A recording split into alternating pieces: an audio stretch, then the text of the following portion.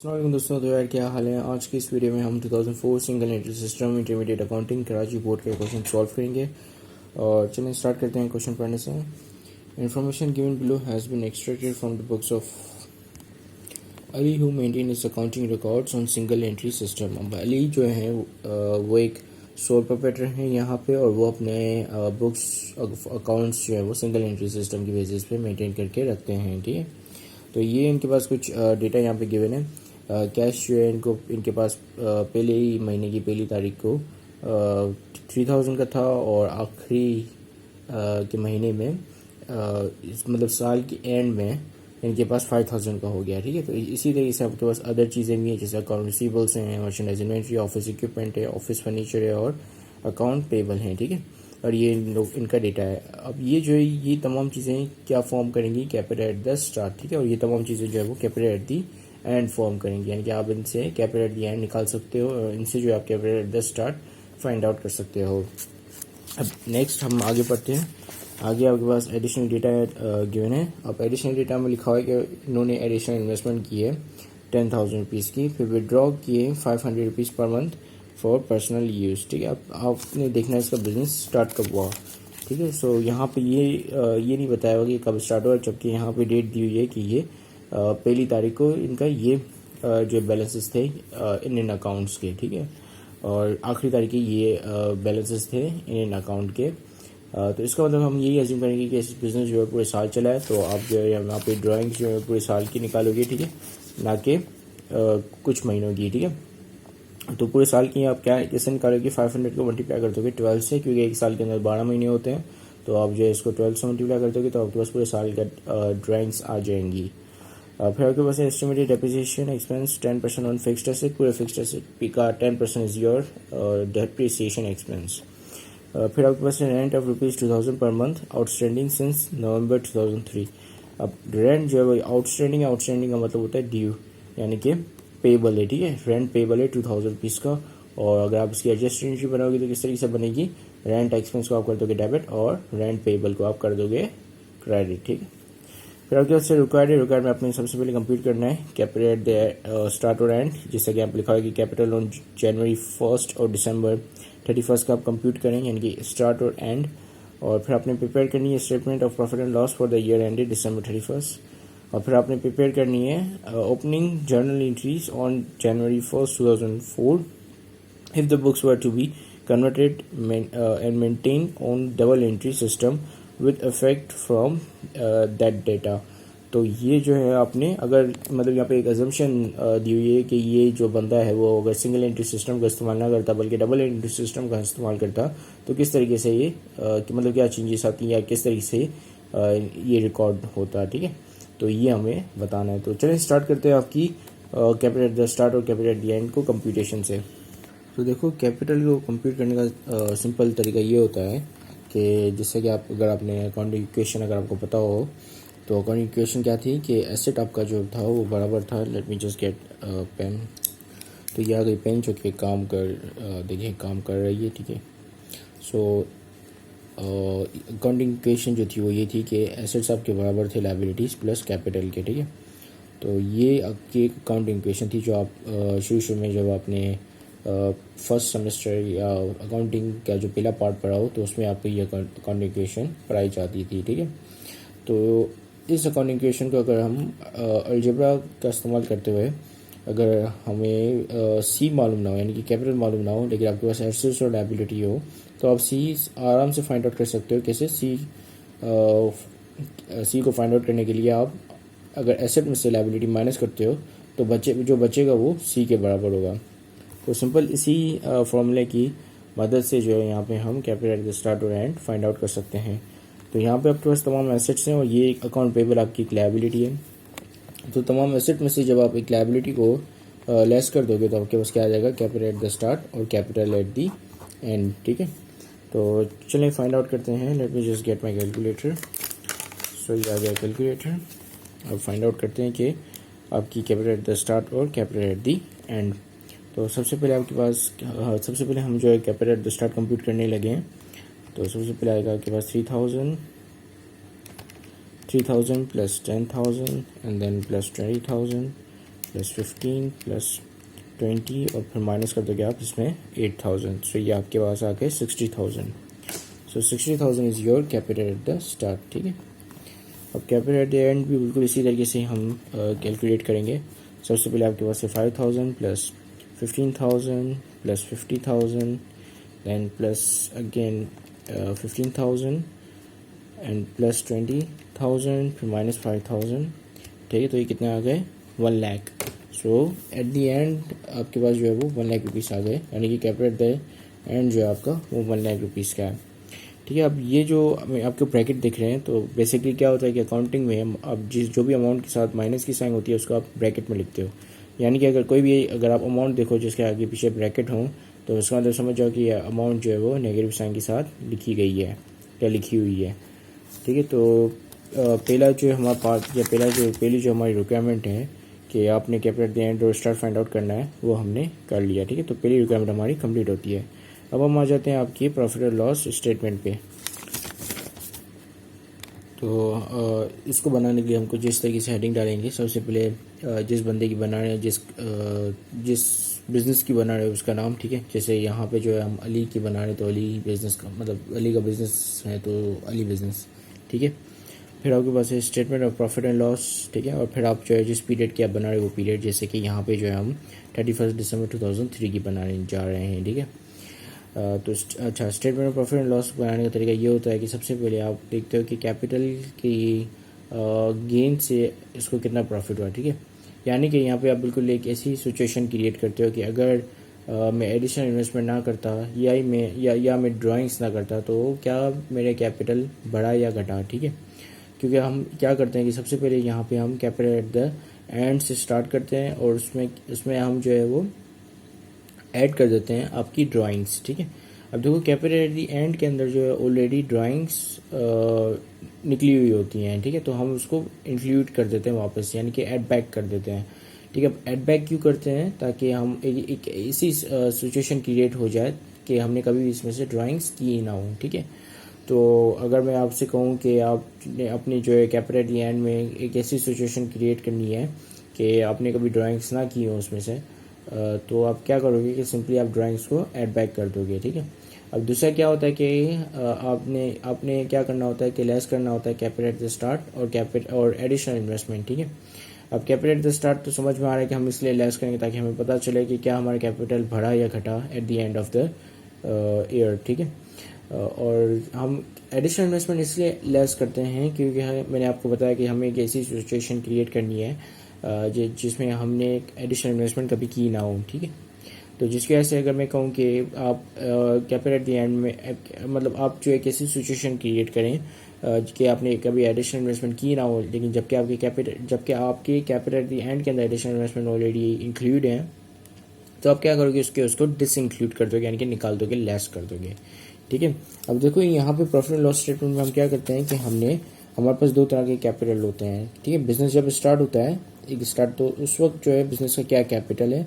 ठीक है, और बिजनेस जब एंड हो रहा है, जैसे कि साल खत्म हो गया और बिजनेस जो है बिल्कुल एंडिंग आ गई, तो उस वक्त क्या कैपिटल है। ठीक है, अगर क्या कहते हैं ये कैपिटल जो है वो पहले 1 लाख था। ठीक है, फिर 2 लाख हो गया, यानी कि ये 1 लाख से बढ़ गया। ठीक है, तो मैं कहूँगा कि मुझे 1 लाख का अनएडजस्टेड प्रॉफिट हुआ। ठीक है, अगर इसी तरीके से ये कैपिटल पहले था 2 लाख, ठीक है, और फिर ये जो है 1 लाख हो गया, तो मैं कहूँगा कि मेरे पास एडिशनल लॉस हो गया, सॉरी अनएडजस्टेड लॉस हो गया कितने का, 1 लाख रुपीज़ का। ठीक है, अब मैं कहूँगा कि भाई नहीं, ये जो 1 लाख रुपीज़ का जो लॉस हुआ वो इसलिए हुआ क्योंकि मैंने 1 लाख रुपीज़ की ड्राइंग्स की थी, तो जिसकी वजह से लॉस हुआ। ठीक है, तो मैं आपसे कहूँगा कि एक ऐसी सिचुएशन क्रिएट करो कि क्या मैं अगर ड्राइंग्स नहीं करता तो क्या मुझे ये लॉस होता, तो ऑब्वियसली मुझे ये लॉस नहीं होता। ठीक है, तो यानी कि मुझे एक ऐसी सिचुएशन क्रिएट करनी है कि जिसमें ना मैंने एडिशनल मतलब कि मैंने खुद इंटरवीन ना किया हो और कैपिटल जो है वो अपने आप बढ़ गया हो। ठीक है, तो या बढ़ा या घटा मैं ये देख रहा हूँ, तो ये जो है मुझे कब पता, कैसे पता चलेगा, जब मैंने अपनी तरफ से जो है मैंने इंटरवीन किया, यानी कि मैंने जो है कभी क्योंकि ऑब्वियसली अगर आप ड्राइंग्स करोगे तो ड्राइंग से क्या होगा कि आपका कैपिटल कम हो जाएगा। ठीक है, तो चले मैं आपको थोड़ा इस तरीके से समझाता हूँ। ये वाली साइड ले लेते हैं कि लेट सपोज कि समझो कि मेरा कैपिटल जो है वो 1 लाख रुपए का था, ठीक है। फिर मैंने इसमें एडिशनल इन्वेस्टमेंट की कुछ 50,000 की, तो ये कितना हो गया मेरा कैपिटल, ये मेरा कैपिटल हो गया 1,50,000 का। अब मैं कहूँगा कि भाई मेरा कैपिटल बढ़ गया, यानी कि मुझे अच्छा खासा प्रॉफिट हो गया, 50,000 का प्रॉफिट हो गया। तो ये एक्चुअल में प्रॉफिट नहीं हुआ, क्योंकि मैंने खुद इंटरवीन की, मैंने खुद जो जानबूझ के कैपिटल बढ़ाया। कैसे बढ़ाया, मैंने एडिशनल इन्वेस्टमेंट की, तो जिसकी वजह से मेरा कैपिटल बढ़ गया, ठीक है। इसी तरीके से ही अगर मेरा कैपिटल जो है वो 1 लाख है और 1 लाख से ये कम होके जो है वो 50,000 तक हो जाता है, और इसका रीज़न ये है कि मैंने जो है वो 50,000 की ड्राइंग्स की, यानी कि पैसे निकाले अपने कैपिटल में से, ठीक है। तो मैं कहूँगा कि भाई मुझे लॉस हो गया 50,000 का, क्योंकि मेरा जो कैपिटल पहले 1 लाख रुपीज़ का था, फिर क्या ये कम हो के 50,000 का हो गया। तो ये लॉस जो है मुझे एक्चुअल में लॉस नहीं हुआ, क्योंकि मैंने ड्राइंग्स की, यानी कि मैंने खुद इंटरवीन किया, खुद जो है जानबूझ के अपने कैपिटल को कम किया। तो मैं चाह रहा हूँ कि मैं एक ऐसी सिचुएशन क्रिएट करूँ जहाँ पे मैंने ना एडिशनल इन्वेस्टमेंट की हो, ना ही मैंने ड्राइंग्स की हो, और फिर मुझे पता चलेगा कि मेरा एक्चुअल में कैपिटल बढ़ा या घटा, ठीक है। तो इस वजह से यही रीज़न है कि हम कैपिटल एट दी एंड में से ड्राइंग्स एड बैक कर देते हैं, और फिर हम जो है वो अपनी एडिशनल इन्वेस्टमेंट और capital at the start less करते हैं, ताकि हमें पता चल जाए कि अगर हमने ड्राइंग्स ना की होती, ना ही हमने एडिशनल इन्वेस्टमेंट किया होता, तो क्या हमारा कैपिटल बढ़ता है या घटता है, ठीक है। तो ये क्या होता है, ये आपका अनएडजस्टेड प्रॉफिट और लॉस होता है, ठीक है। तो चलें, आई होप आपको ये समझ में आ गया होगा। तो चलें हम स्टार्ट करते हैं आपके कैपिटल एट दी एंड से। सो सबसे पहले आपके पास क्या आएगा, आपका कैपिटल एट दी एंड। अच्छा, कैपिटल एट दी एंड कितना था, लेट मी जस्ट सी। सो आपका कैपिटल एट दी एंड है 1 लाख रुपीज़, ठीक है। सो 1 लाख रुपीज़ आपका यहाँ पे हमने यहाँ पे कैपिटल एट दी एंड लिख लिया, ठीक है। अब हम देखेंगे कि इस बिज़नेस में कोई ड्राइंग्स वगैरह की हैं, तो ये आप हमने ऑलरेडी एडिशनल डेटा में यहाँ पे देख लिया था कि ड्राइंग किए हैं 500 रुपीज़ पर मंथ, यानी कि 500 को जब आप मल्टीप्लाई कर दोगे 12 से, तो ये कितने आएंगे, तो हम यहाँ पे कैलकुलेटर में कर लेते हैं। 500 मल्टीप्लाई बाय 12, तो ये आपके पास आ गए 6,000। सो 6,000 उसने एक साल के अंदर विदड्रॉ किए, ठीक है। सो 6,000 is the drawings. So drawings को हम क्या करते हैं, हम इसमें उसको ऐड बैक कर देते हैं। तो यहाँ पे हम ऐड करेंगे ड्राइंग्स को, ठीक है। क्योंकि जैसा कि मैंने आपको बताया कि हमें कैसी सिचुएशन क्रिएट करनी है कि जिसमें हमने ना ड्राइंग्स की हो और ना ही हमने एडिशनल इन्वेस्टमेंट की हो, तब हमें जाके पता चलेगा कि एक्चुअल में हमारा कैपिटल जो है बढ़ा या घटा, ठीक है। तो जब हम इसमें अंदर ड्राइंग्स एडअप कर देंगे, तो ये कितना हो जाएगा आपके पास 1,06,000, सही है। और इसमें आप जो है वो लेस करोगे आपकी एडिशनल इन्वेस्टमेंट, ठीक है। अब एडिशनल इन्वेस्टमेंट कितने की थी, लेट्स जस्ट सी। तो यहाँ पे आपके पास एडिशनल इन्वेस्टमेंट गिवन है कितने की, 10,000 की। सो 10,000 is your additional investment. So additional investment को हम यहाँ पे लेस कर देंगे, तो यहाँ पे हम लिखता हूँ 10,000, उसको मैं लिखूंगा ब्रैकेट में। और दूसरी चीज़ हमने क्या लेस करनी है, आपका कैपिटल एट स्टार्ट, ठीक है। So capital at the start भी हम यहाँ पे लेस कर देंगे। अब कैपिटल एट द स्टार्ट क्या है, लेट्स जस्ट सी। तो कैपिटल एट द स्टार्ट है आपका 60,000। सो 60,000 भी आप यहाँ पे जो है ब्रैकेट में लिखोगे, यानी कि ये नेगेटिव साइन के साथ है, ठीक है। तो इसको जब हम सॉल्व करेंगे या इसका जब हम सम लेंगे, तो आपके पास क्या आ जाएगा, आपका अनएडजस्टेड प्रॉफिट या लॉस, ठीक है। तो चलें इसको सम करके देखते हैं कि आपके पास ये लॉस आ रहा है या प्रॉफिट आ रहा है। तो सबसे पहले आपके पास 1,06,000 में से आप माइनस करोगे आपके 10,000, फिर दोबारा माइनस करोगे आपके 60,000। सो आपके पास यहाँ पे 36,000 का अनएडजस्टेड प्रॉफिट आ रहा है, ठीक है। तो चलें अब यहाँ पे हम इसको लिख लेते हैं, अनएडजस्टेड प्रॉफिट 36,000, ठीक है। तो ये अनएडजस्टेड प्रॉफिट आ गया आपका। अब हम यहाँ पे अपना एडजस्टेड प्रॉफिट या लॉस निकालेंगे, क्योंकि ऑब्वियसली ये जो आप गेन हुआ उसको गेन यानी कि ये प्रॉफिट है उसको करने के लिए हमारे सोल प्रोप्राइटर ने, यानी कि मिस्टर अली ने काफ़ी एक्सपेंसेस भी किए होंगे, ठीक है। तो लेट्स फाइंड आउट थोस एक्सपेंसेस। तो यहाँ पे आपके पास 2 एक्सपेंसेस हैं, आपके पास एक है रेंट और दूसरा आपका depreciation expense, which is 10% on fixed asset, यानी कि आपके पास जो भी फिक्स्ड एसेट होंगे उनका 10%। तो यहाँ पे आप देख लेते हैं कि फिक्स्ड एसेट आपके पास एक ऑफिस इक्विपमेंट है और दूसरा आपके पास ऑफिस फर्नीचर है, ठीक है। अब ये जो 10% आप निकालोगे वो आप कैपिटल एट द स्टार्ट का, मतलब स्टार्टिंग की अमाउंट नहीं लोगे, आप एंडिंग की अमाउंट लोगे, ठीक है। वो क्यों, क्योंकि ये एंडिंग की अमाउंट अगर आप यहाँ पे देखें तो जिस पीरियड का हम बना रहे हैं वो पीरियड कौन सा है, 31 दिसंबर, ठीक है। और 31 दिसंबर जो है ये वो एंडिंग का पीरियड होती है, जिसकी वजह से आप जो है वो एंडिंग की अमाउंट लोगे, ठीक है। तो यहाँ पे हम कैलकुलेट कर लेते हैं। सबसे पहले हम 15,000 का 10% लेंगे। सो देखते हैं कि 15,000 का 10% कितना आ रहा है। सो 15,000 मल्टीप्लाई बाय 10%, सो 15,000 का 10% आ रहा है 1,500, ठीक है। फिर हम देखेंगे 20,000 का 10% कितना आ रहा है।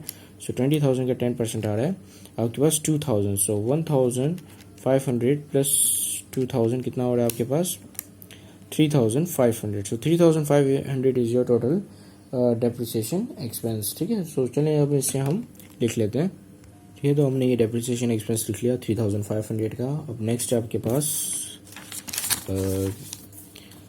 2,000 पर मंथ आउटस्टैंडिंग सिंस नवंबर 2003, ठीक है। सो नवंबर 2003 से लेकर दिसंबर तक, दिसंबर की एंड वाले महीने तक आपके पास ये जो 2,000 पर मंथ क्या थे, आउटस्टैंडिंग थे, यानी कि पेबल थे, ठीक है। तो यानी कि 2,000 एक नवंबर का एक एक्सपेंस हो गया रेंट, और 2,000 जो है वो दिसंबर का रेंट एक्सपेंस हो गया। तो टोटली कितने हो गए 2,000 प्लस 2,000 आपके पास हो गए 4,000, ठीक है।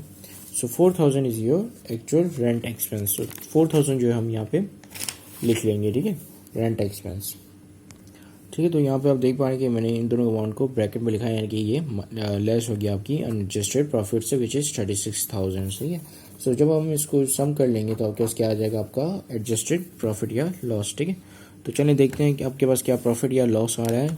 सो आपके पास यहाँ पे है 36,000, इसको हम माइनस करेंगे 3,500 से, फिर माइनस करेंगे 4,000 से, तो आपके पास क्या आ रहा है ये 28,500। सो 28,500 इज योर एडजस्टेड प्रॉफिट। तो यहाँ पे हम लिख लेते हैं इसको, ठीक है। तो यहाँ पे आपकी ये प्रॉफिट एंड लॉस स्टेटमेंट भी कंप्लीट होती है, और इसी के साथ ही आपकी ये दूसरी रिक्वायरमेंट भी पूरी हो गई, तो इसको भी हम टिक कर लेते हैं। अब आखिरी जो रिक्वायरमेंट है उसको हम फिर से पढ़ लेते हैं। प्रिपेयर ओपनिंग जर्नल एंट्री, यानी कि ओपनिंग एंट्री बनानी है हमने। एक होती है क्लोजिंग एंट्री, जहाँ पे आप अपने तमाम रेवेन्यूज और एक्सपेंसेस को क्लोज कर देते हो आपकी इनकम समरी के अंदर। और यहाँ पे लेकिन यहाँ पे जो आपने ओपनिंग जर्नल एंट्री बनानी है ऑन January 1st 2004 की, ठीक है। If the books were to be converted and maintained on double entry system with effect from that data, ठीक है। अब January 1st 2004 की, यानी कि आपकी दिसंबर की एंडिंग बैलेंसेस और January 1st का ओपनिंग बैलेंसेस यहाँ पे आएगा, ठीक है। तो चले हम इसको बनाते हैं। इसको बनाने के लिए आपको एक जर्नल एंट्री का फॉर्मेट चाहिए होगा, ठीक है, क्योंकि अब ये डबल एंट्री पे शिफ्ट हो रहा है, ठीक है। ठीक है, तो ये आपके पास जर्नल एंट्रीज का फॉर्मेट आ गया है, ठीक है। फ़र्क इतना है कि हम सिर्फ यहाँ पे ओपनिंग एंट्रीज बनाएंगे, ठीक है। और कौन से पीरियड के लिए बना रहे हैं, अब देखो यहाँ पे पीरियड एंडिंग नहीं हो रहा है, ये पीरियड स्टार्टिंग मतलब स्टार्ट हो रहा है, ठीक है। ओपनिंग एंट्रीज जो है वो आप स्टार्टिंग की बना रहे होते हैं। तो यहाँ पे आपने क्या लिखना है, फॉर द पीरियड स्टार्टेड 1 जनवरी 2004, ठीक है।